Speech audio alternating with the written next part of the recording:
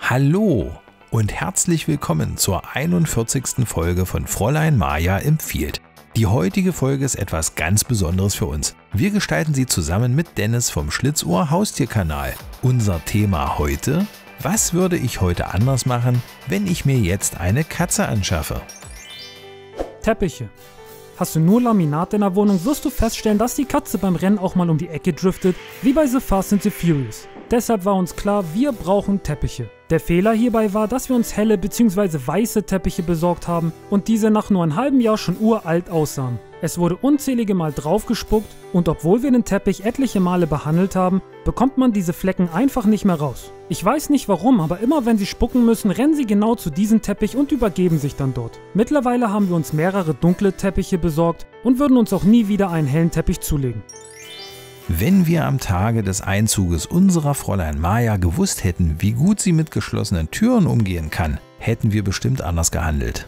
Das Schlafzimmer und die Stube waren eine Zeit lang Tabuzone für sie. Vor allem in der Zeit, in der wir nicht zu Hause waren. Wir staunten nicht schlecht, als wir nach Hause kamen und die Türen offen standen und Madame sich erst einmal ein Nest im Bett gebaut hatte. In den Gardinen in der Stube hatte sie selig und entspannt ihre Krallen eingehakt und ihre Seele und den Arm baumeln lassen.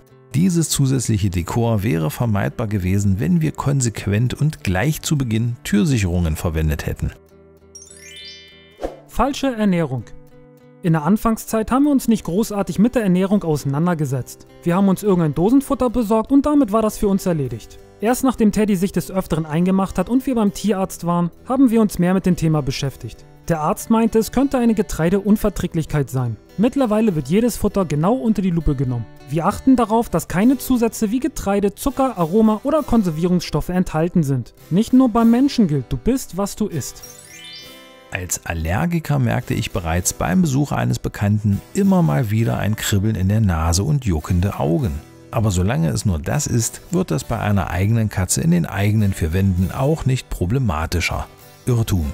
Die Allergene schwirren überall durch die Luft und sind nach ein paar Tagen trotz Tabuzonen überall.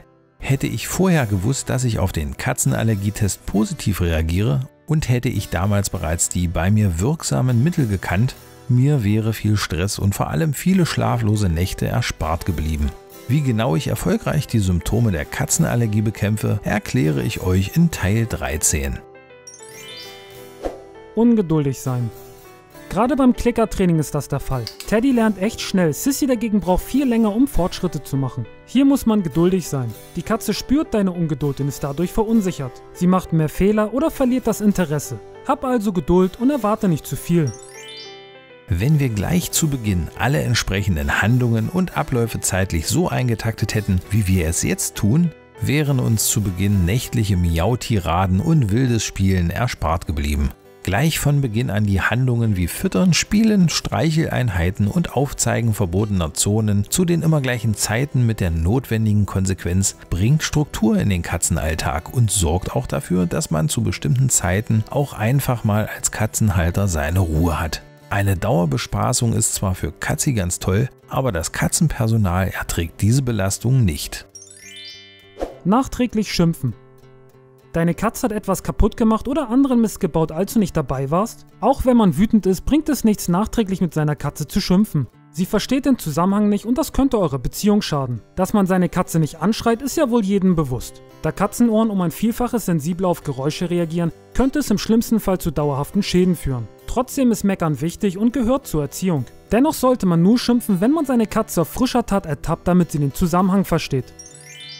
In diesem Zusammenhang ist Klickertraining nicht nur eine ideale Beschäftigung, um Katzi abwechslungsreich zu fordern, sondern auch eine prima Möglichkeit, dem kleinen Fellmonster bestimmte Verhaltensweisen an- bzw. abzutrainieren. Immer verbunden mit einer gehörigen Portion Verständnis und Geduld. Wir stehen hier gerade erst am Anfang, aber dank der tollen und echt praxistauglichen Tipps von Dennis aus dem Schlitzohr Haustierkanal sind wir auf dem richtigen Wege, unsere beiden pelzigen Mitbewohner zu wahren Hirnakrobaten auszubilden.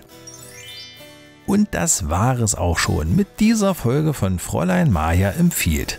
Wenn ihr oben rechts auf die Infokarte klickt, dann seht ihr beim Schlitzohr Haustierkanal 8 weitere Tipps zur Katzenhaltung. Schaut unbedingt mal rein.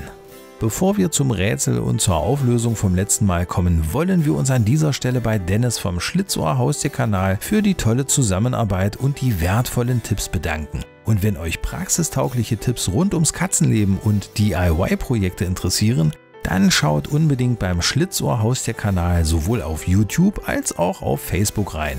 Auf Amazon könnt ihr Ausschau halten nach der robusten und langlebigen Katzenangel Arnold.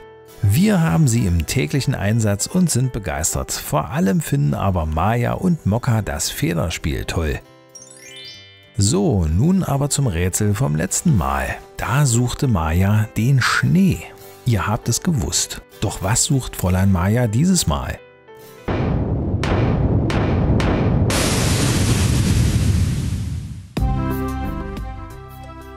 Ich habe viele Zähne und doch keinen Mund.